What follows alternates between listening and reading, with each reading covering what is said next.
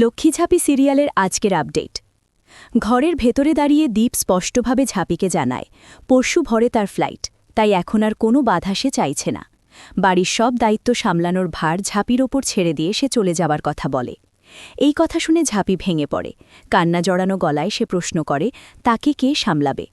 তখন দীপ ঝাঁপির হাত শক্ত করে বলে সে নিজেকে লুজার মনে করে ঠিকই, কিন্তু ঝাঁপি মোটেও দুর্বল নয়, বরং ঝাঁপি সবসময় প্রমাণ করেছে সে কতটা শক্ত মনের মানুষ। দীপের বিশ্বাস ঝাঁপির নিজের পায়ে দাঁড়ানোর স্বপ্ন একদিন ঠিকই সফল হবে, আর সেদিন সে গর্ব করবে।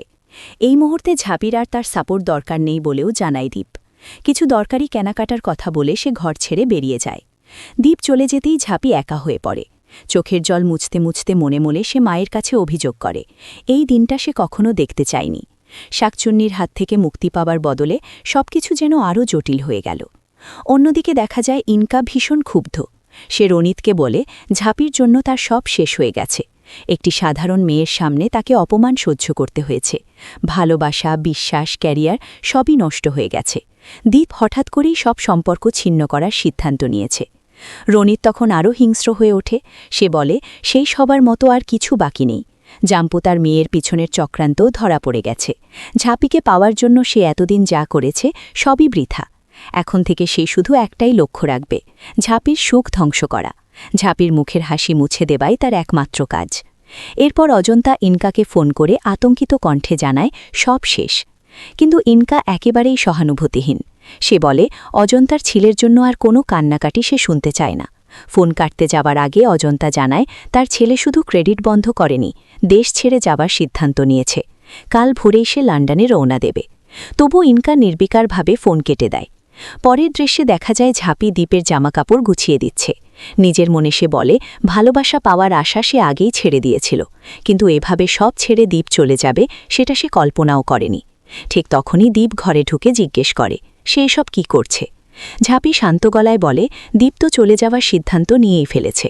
স্ত্রী হিসেবে তাকে আটকে রাখার অধিকারও তার নেই।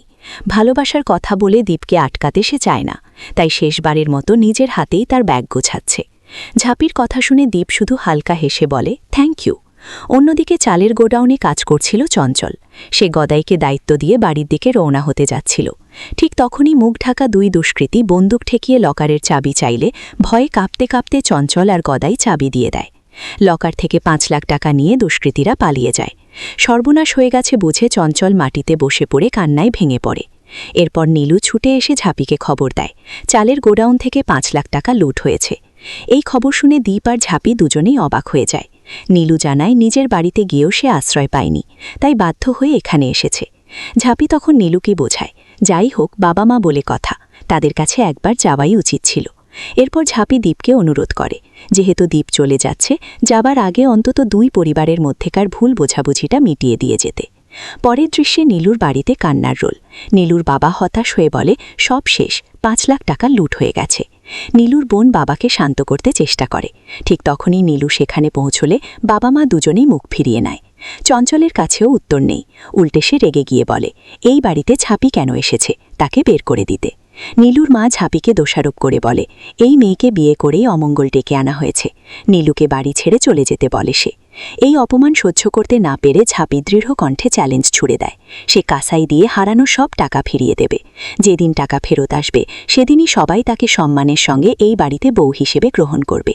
এটা ঝাঁপি সরকারের প্রতীক্ষা। শেষ দিকে দেখা যায় ঝাঁপি তার লক্ষ্মী ঝাঁপি ফিনান্স অফিসে বসে দীপের সঙ্গে কাটানো মুহূর্তগুলো মনে করছে। পাশের খালি চেয়ারের দিকে তাকিয়ে ভাবে এই চেয়ারের আর প্রয়োজন নেই। সব জানার পর দীপ অফিসে যোগ দেবে ভেবেছিল, কিন্তু সেটা আর হলো না। ঠিক তখনই দুজন গ্রাহক আসে। তারা জানায় বহু কষ্টে জমানো টাকা নিরাপদ জায়গায় রাখতে চায়। ঝাঁপি কাগজপত্র ঠিক করে টাকা গ্রহণ করে আর তাদের আশ্বস্ত করে। আগামী পর্বে দেখা যাবে দীপ মোমবাতি আর গোলাপে সাজানো ঘরে ঝাঁপিকে নিয়ে এসে জানাবে এই ঘরটাই ঝাঁপির স্বপ্নের ঘর। এরপর সবাইকে বিদায় জানিয়ে দীপ লন্ডনের উদ্দেশ্যে রওনা দেবে। অন্যদিকে পুলিশ এসে ঝাঁপিকে জেরা করবে মানুষের টাকা নিয়ে কি সে বেআইনিভাবে কোম্পানি চালাচ্ছে। এই ছিল লক্ষ্মী ঝাঁপি সিরিয়ালের আজকের আপডেট। ভিডিওটি যদি ভালো লাগে তাহলে একটি লাইক করবেন, আর এরকম আরও সিরিয়ালের আপডেট পেতে চ্যানেলটিকে সাবস্ক্রাইব করে রাখবেন।